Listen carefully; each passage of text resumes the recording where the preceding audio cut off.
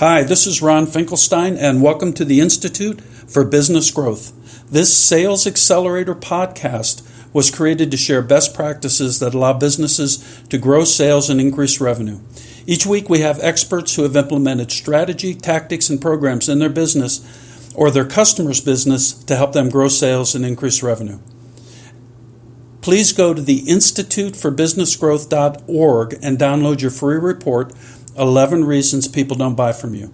That's instituteforbusinessgrowth.org. Today, I'd like to welcome Dan Carbone. Dan is with Touchpoint. Welcome, Dan. Yep, it's Touch Convert. Oh, I'm sorry, Touch okay. Convert. It's all good. Glad to be on the show. Great, thank you. Hey, tell us a little bit about you, your company, and what it is that you do. Sure. Touch Convert is a sales and marketing platform built for small businesses to really help them accelerate their lead generation, bring in more leads, and really automate a lot of their follow-up processes and just their ongoing marketing initiatives. A lot of small businesses struggle with that. It's either a cost issue or it's a time issue, and we're really trying to solve both of those for them. So that's what we focus on. That's the product that we built out. Good. Tell us, what problem with this product have you solved for your customers?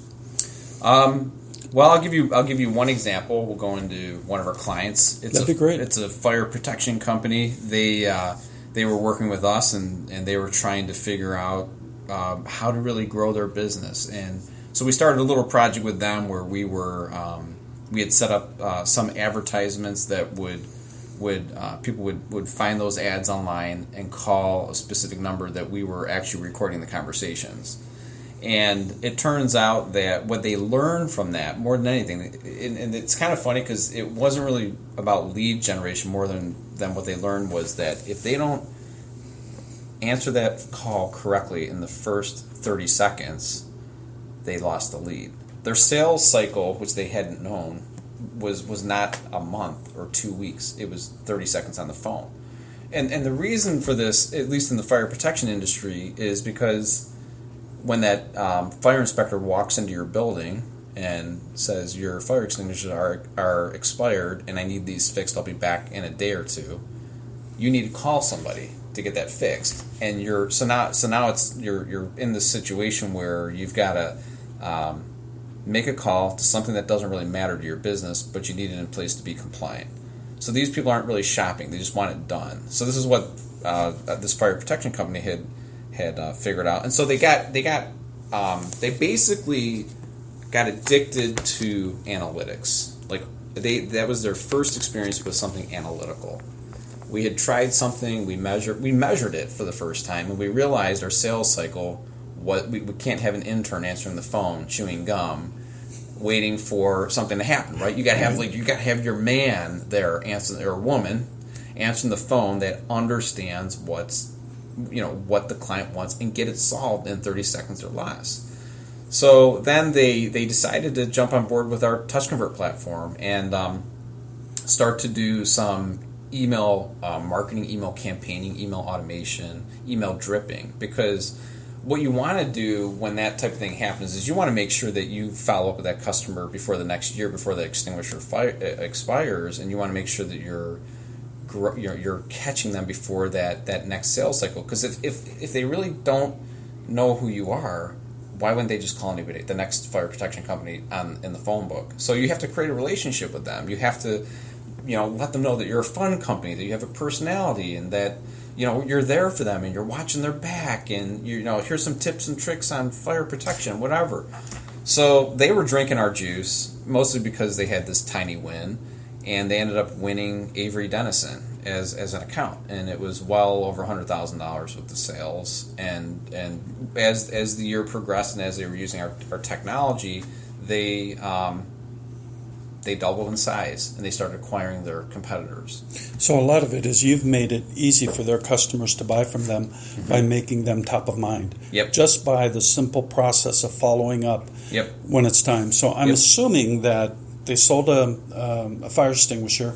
We know in a year it had to be looked at, so probably in 10 months they were sending emails out saying, hey, let's get on top of this, let's make it work. Was that simple? It is that simple. And here's the thing. The reason why I thought I would use the fire protection company as an example is because I wanted to make sure you knew that your company doesn't have to be sophisticated in order to do sophisticated marketing and sales.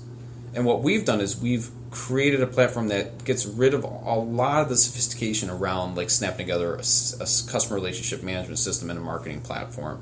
We've tried to make it easy and cost effective, but the reality is, I remember when I was a kid, I was in Fort Lauderdale with my parents, and we were riding on this boat looking at these big mansions, and this guy said, "Look at that mansion there." It was like the biggest one on the strip. He goes, "You know what that guy does? He collects the garbage for everybody."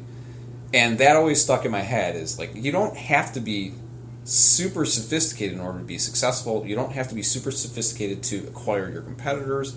You just have to be smart, and you have to nurture your customers. You have to solve a problem. You have to solve a problem, and you have to be in front of your customer and nurture your customer and give them value. I always say value, value, value. You can be an HVAC company that provides value to your customer after you install that furnace or that air conditioning unit. But do you want to stay in front of them? Or do you want to just wait for 20 years for their unit to break and rekindle that relationship? No, there's a lot of stuff you can do in the middle to scale your business up, get referrals and leads and other things by nurturing them. And the reality is, with marketing automation, such as our platform Touch Convert, you can do that without actually doing it. My HVAC guy actually has me on a yearly contract. Mm-hmm. A couple $100. He comes out twice a year. Yeah. One in the summer to clean the air conditioner, one in the winter to clean the furnace. And I'm totally okay with that because he's doing things that I know I should be doing. Yep. For example, changing filters and making sure that the humidifier works and stuff that I'm just not going to do. Yep. I have no interest in doing. I don't want to take the time to do it. Yep. And it's worth it for me to pay a couple $100 a year to have that done. Yeah. Does your program work better with, for those of you who are listening, I use terms like B2B and B2C. B2B means business to business. B2C means business to consumer. Mm-hmm. Does your product, when you use this fire extinguisher company, for example, I'm assuming that's a business to business relationship? Yeah. I think it can work both ways. We were kind of joking around that our system would work really well with anything that touches a house or a building. Like any kind of service that touches a house or a building. So it could be plumbers, HVAC, it could be, in this case, a fire extinguisher company, service-based businesses. Sometimes that is a consumer, sometimes it is B2B. Right now, most of our clients are B2B. Most of our clients that come through are some sort of B2B, but the premise of our platform is, do you need to touch your customers on a certain frequency? And I'll give you an example. A landscaper is not necessarily a super sophisticated organization, but darn do they have to touch their customers, right? Because they're in their yards every week, practically. Mm-hmm. So there are landscapers that sort of come and go, and then there are the ones that actually create relationships, and our platform does that. We have some landscapers that we have one landscaper in particular that started with us about maybe 2 months ago, and he called me last week ecstatic, and he said, "I just made $100,000 in sales this past week." And I think that, once again, it doesn't really need to be, you don't need to be sophisticated. You just have to ask yourself, do I have to have a high frequency touch to my customers? I would argue that HVAC you don't, right? Because in their minds, it's probably every 20 years, but you just said it yourself that you could create a relationship with a service-based business that has a what I would consider a very low touch point every 10 to 20 years when it breaks. Mm-hmm. But they have found what I would call a paradigm shift. It's like, it's not what hits you from the front, it's what hits you from the side. Right. And so what these guys are doing is they're hitting you from the side with something that they've figured out, how to create a relationship with their current customer base versus just doing the install and leaving, right? So how does, from a sales perspective, we know that sales reps get paid on what they sell. Mm-hmm. If this system is in place, or when this system is placed, and the follow-up is automatically in place, so you know that you need to touch them every 6 months, or if we use a commercial insurance agent, we know their contract expires on such and such a date, and we want to follow up 90 days before that. Mm-hmm. Do you have any idea how much time or how much productivity a sales rep can experience in terms of either new business or being able to touch new customers by having all of this follow-up done that mm-hmm. typically, if they do it, is mm-hmm. very expensive? So there's a lot of things that have to happen to maybe boost that guarantee that their sales go up. There has to be a lot of stuff loaded on the front, like did you do buyer personas? Did you create the right kind of ads? Are you driving the traffic in, and is that producing leads for that salesperson? Just for our listener, a buyer persona is simply a description of the person who's buying from you, what you think they want, and how do you find them. Think of it like if you want to find a duck, you don't go to the desert, you go to the water. Mm-hmm. So your buyer persona lays out what they want, the value proposition, where to find them, and even the messaging to a certain extent. Mm-hmm. So what mm-hmm. you're really saying is that front-end work needs to be done to really capitalize on this. What it does is it really boosts that lead activity to that form that gets filled out on the website, or the reason why the phone rings in the office. I mean, what's going to happen more and more is as the millennial generation grows up, their buying patterns are more online based. So you really want to understand that millennial and really all future generations coming up after that, because their persona and buying patterns are going to be very different than the way traditional salespeople sell today. So doing the persona development works, but getting all the way back to your question about that sales guy and what they can expect, if you do a lot of that front work, it's really going to pay off for that salesperson. And one of the things we were really passionate about doing was trying to connect what happened on marketing that made the phone ring for sales. I have this joke that I always tell marketing professionals. I say, if you're really good at your job, you're going to get fired. And most marketing people will laugh, because what happens is they don't have a really good path of connecting why the sales are going so well. Well, it's because of the marketing guy. So usually what happens is the owner of the company calls the marketing firm and says, you know what, we don't need you guys anymore. We're doing just fine in sales. I've had that happen to me a couple of times. Yeah. So what we did with Touch Convert was we record every email that goes out, who reads it, where do they click on your website, and all that stuff gets stuffed into the CRM under the customer relationship management under that person's profile, the potential customer's profile. So when the phone rings and John Smith needs your service, you as a salesperson can type in John Smith and say, oh, you're already in the system here, John, tell me a little bit about what you need. But what the salesperson can see is all the email campaigns that guy has read through the past year and all the pages he's ever clicked on to get to this point of this conversion of this sale. So now what the business owner can do is they can basically say, well, I guess I can justify why this marketing firm exists, because I can see all the analytics and all the click activity and all the circling around the bowl before this guy went through the chute to get to us. You know, there was a learning. He had to learn about your company. He had to watch the videos and read the emails and be educated about you. And then he or she had the confidence to call. In this case, I was using Joe Smith as an example. Joe Smith called, and the salesperson started writing the notes about the opportunity, sent him out an estimate, closed the deal, right? But we can look back at Joe Smith and say, well, it all happened on this email a year and a half ago. And then from there, he read this email and clicked on this page of this website, downloaded that white paper, and ultimately, a year and a half later, converted into a sale. So that's actually what we're trying to do, is we're trying to help connect the dots between marketing and salespeople. I've got to tell you, the biggest problem I see as a sales and marketing consultant is that marketing and sales have a total disconnect. Mm-hmm. Either they don't have a marketing department and sales is expected to generate their own leads, mm-hmm. which is not a really good use of a salesperson's time, because they're better selling than they are in marketing. Yep. Or what marketing generates is not what sales is selling. Yeah. And reconciling that sometimes is a bit of a challenge. Yeah. And it sounds like you did a great job with that fire protection product. Yeah, imagine how the salesperson feels about the marketing team when he or she knows that the culmination of his sale was due to all their hard work a year beforehand. Think about what that does to that salesperson. Do you think that salesperson wants to now have a conversation with that team? And do you think that marketing team wants to have a conversation with him? Yes. They want to expound upon that and build upon that, what they learned and how they got that lead. They want to replicate that and do that over and over and over again and make it better and better and better. Well, and for the business owner who is the sales and marketing team, some of these small businesses, this cuts the learning curve way down. Yep. Because that's the difference. My experience, Peter Drucker said it best. This is one of my most favorite quotes. He goes, the only revenue generation portion of any business is marketing. Getting clear on who your customer is, where you found them, what problems you're solving, where do you reach them, all that kind of stuff. Right. Sales is the implementation of an outstanding marketing plan. Yep. So I'm a big believer in what you're talking about. Well, here's a big tip, too, because we want to make sure we're providing value to the audience here. A big tip is when you hand out that business card, you're marketing. I mean, that's the marketing component of the sales process.